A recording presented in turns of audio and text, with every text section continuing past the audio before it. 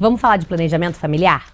Meu nome é Mayra Della Rocca, eu sou ginecologista, obstetra, apaixonadíssima por esse mundo da obstetrícia e esse aqui é o canal Banho de Estrogênio. Se é a sua primeira vez aqui, seja muito bem-vindo. Tem um monte de conteúdo para você fuçar por aí, dão horas, tipo maratona de Netflix. Agora, se você já está aqui comigo há muito tempo, muito obrigada por estar aqui sempre e vamos para mais um vídeo. Hoje a gente vai falar de planejamento familiar. E por que a gente resolveu falar sobre isso? A gente resolveu falar sobre isso porque agora, em março, a gente teve uma mudança muito importante.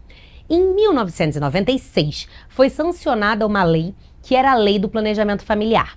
Essa lei falava várias coisas, entre as quais que você tinha que ter 25 anos ou 2 filhos vivos e precisava, em caso de ter uma relação estável, de consentimento do seu parceiro para fazer qualquer tipo de planejamento que fosse algo mais permanente, como uma laqueadura ou uma vasectomia, por exemplo. E o que mudou agora? Agora, em março desse ano, a gente teve uma mudança muito boa em relação à lei do planejamento familiar. Tivemos outras que a gente vai conversar também, mas uma muito boa foi que acabou essa necessidade de você ter consentimento do seu parceiro para decidir o que você vai fazer com o seu corpo. Então, hoje, tanto a mulher quanto o homem não precisam mais de autorização do companheiro para poder definir fazer uma esterilização permanente, né? A laqueadura ou a vasectomia. Essa é a parte muito legal da mudança da lei. A segunda parte muito legal é a mudança da idade de decisão. Hoje em dia, mudou de 25 para 21 anos a decisão por ter ou não filhos. Caramba, mas será que uma pessoa de 21 anos tem capacidade de ter essa decisão? Gente, uma pessoa de 16 pode votar. Então, assim, com 21, a gente espera que você tenha o direito de ter essa escolha. E como qualquer escolha na vida, você tem consequências de para que caminho você toma. A decisão de uma laqueadura, de uma vasectomia, de métodos mais irreversíveis, ela não é feita de uma hora para outra. Antes do paciente passar por essa cirurgia, ele passa por um trabalho multidisciplinar com o psicólogo, com o ginecologista, no caso da mulher. Ele passa por aulas, não são aulas, são reuniões de planejamento familiar, onde são conversados e explicados outros métodos reversíveis antes que a pessoa tome essa decisão. Mas o fato é que agora, a partir dos 21 anos, você pode decidir se você quer ou não ter uma esterilização permanente. E quais foram os pontos ruins dessa mudança, tá? Tiveram pontos ruins também. Não sei se ruins é a palavra, mas questionáveis. Antigamente, você só podia fazer qualquer método irreversível, a laqueadura e a vasectomia, depois de um tempo de pós-parto.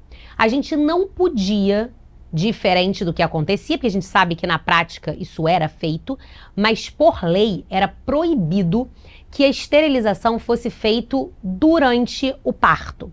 Então você fazer uma cesárea para ligar, como as pessoas faziam, né? Vou fazer uma cesariana que daí eu já ligo mesmo.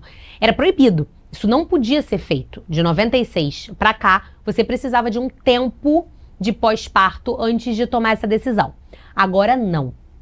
Agora a esterilização, ela pode sim ser feita durante o periparto e o único senão é o mesmo que já existia, que é a verbalização da vontade 60 dias antes. Então, assim, a paciente durante o pré-natal fala que eu quero que esse seja meu último filho e eu desejo fazer uma laqueadura no periparto.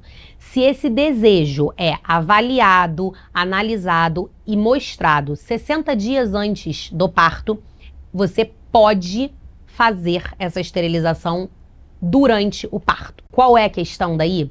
A questão que me pega é, será que as mulheres não vão voltar a fazer como era antes? Tive 2, 3 partos vaginais, o último foi cesárea para ligar. Será que as pessoas não vão aumentar as taxas de cesariana só pela facilidade de também aproveitar e já fazer uma laqueadura? Esse é um medo que eu tenho. Era uma coisa que acontecia muito. Se você conversar na época pegando a minha geração, né? Na época das avós, era muito comum ouvir isso. Ah, eu tive 4 partos normais, o último foi cesárea para ligar.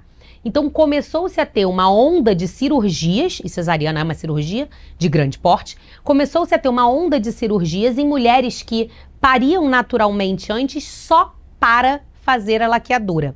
E esse retorno a essa possibilidade me faz pensar, será que muitas mulheres não vão acabar optando pela cesariana só pela praticidade de já sair dali tendo a certeza de uma esterilização? Isso que vale a pena a gente refletir. Então, a mudança da lei do planejamento não é ruim. Dá mais autonomia para os indivíduos, tanto mulher quanto homem, pela decisão do próprio corpo. Diminui a faixa etária para que pessoas mais novas possam tomar essa decisão. E aí a questão de se tem maturidade ou não é individual. Porém, traz o questionamento de será que as taxas de cesariana não vão aumentar. Para as pessoas que já fariam uma cesariana, que já têm uma indicação de cesariana por algum motivo, isso é um facilitador com certeza, não precisar passar por outro processo anestésico, outro processo cirúrgico. Mas e as pessoas que teriam um parto vaginal e vão optar por uma cesárea só para agilizar as coisas? Pensa aí, o que vocês acham? Vamos discutir isso aqui nos comentários, vamos debater um pouco, coloca a experiência de vocês. Alguém por um acaso escolheu cesárea só para ligar, mesmo antes de ter sido liberado? Porque a gente sabe que isso era feito. Alguém conhece história de avó, mãe, tia que fez isso? Tantos partos vaginais e o último foi cesárea para ligar? Ou não, laqueadura para você não é uma opção? Vamos conversar aqui sobre isso. Beijo, até semana que vem.